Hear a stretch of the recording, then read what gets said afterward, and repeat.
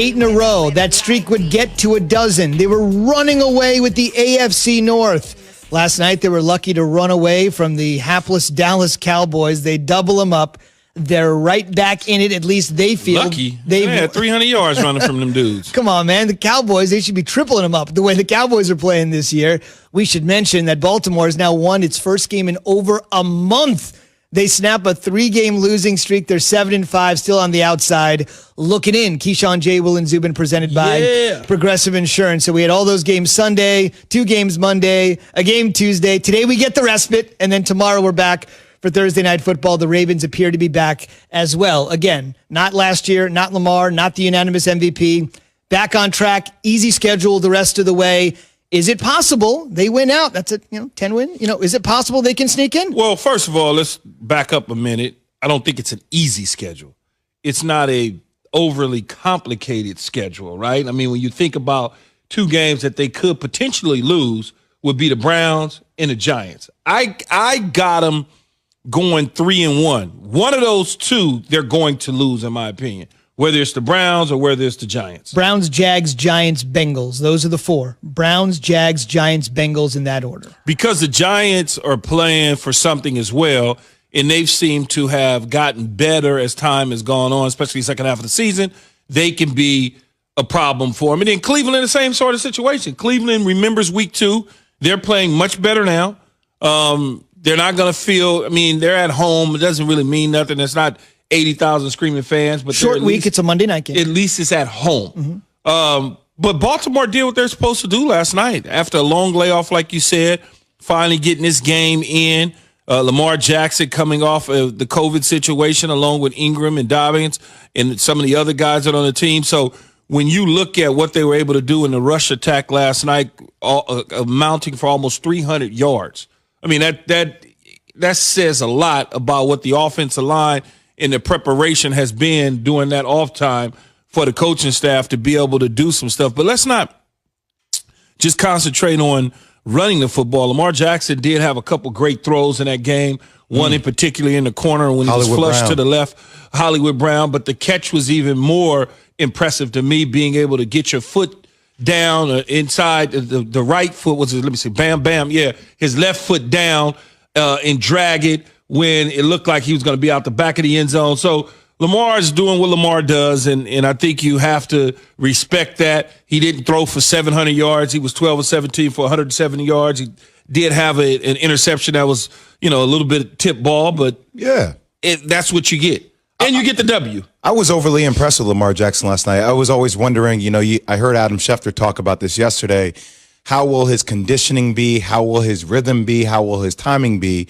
And everything looked good. I think this is an opportunity for Lamar to redeem himself. He hasn't been having a bad season, but he is not having the MVP season he had before. So I think over these next 4 games, I would agree with you, Key.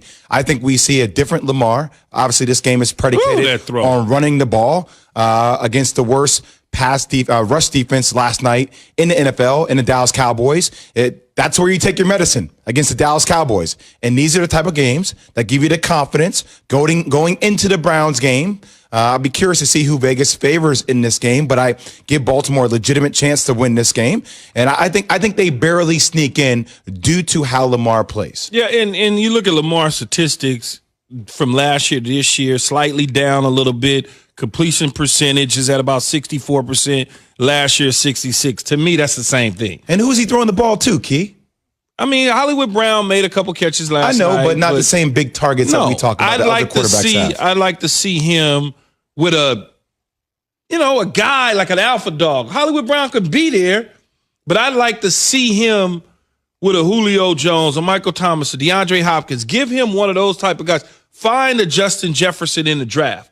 Give him a playmaking receiver. Go get him a DK Metcalf somewhere.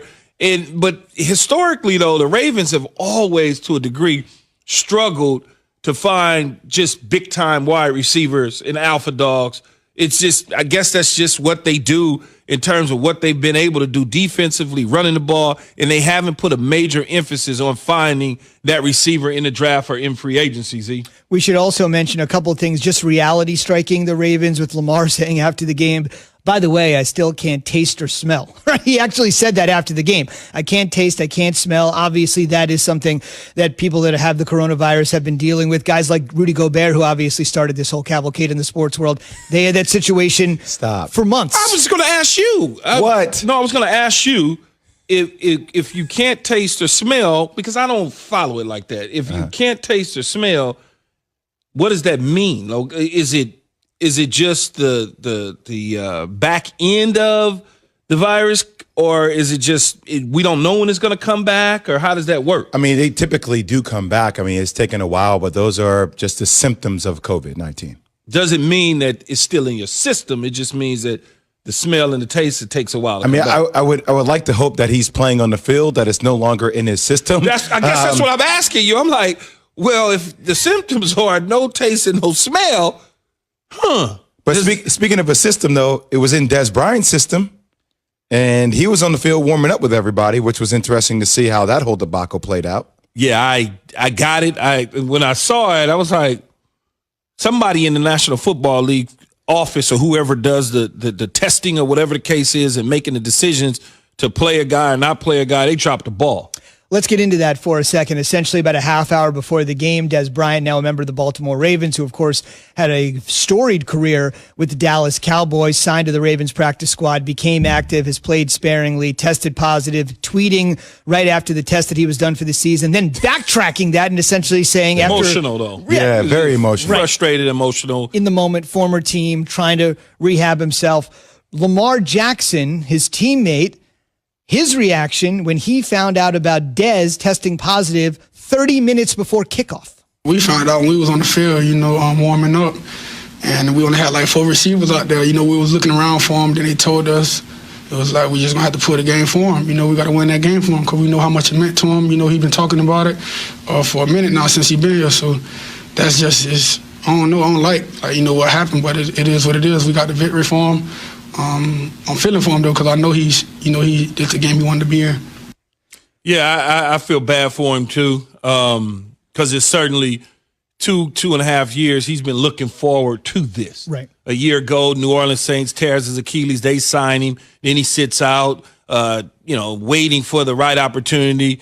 Baltimore needed a receiver, much like you said, Z. They got him off the practice squad, put him on the practice squad, and then got him off the practice squad, signed him to the 53-man. He had an opportunity to play against the Cowboys. I'm sure he didn't sleep over the last several nights because of this, just the anxiety and the excitement to be able to go and play against his former team that cut him when he felt that he still had something to offer to the Dallas Cowboys. Then you tapped on the shoulder and told you can't play because you are positive for COVID 30 minutes before game.